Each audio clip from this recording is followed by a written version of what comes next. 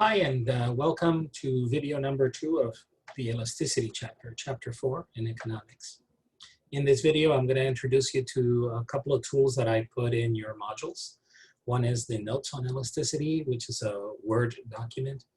Another is an elasticity calculator, which is an Excel spreadsheet.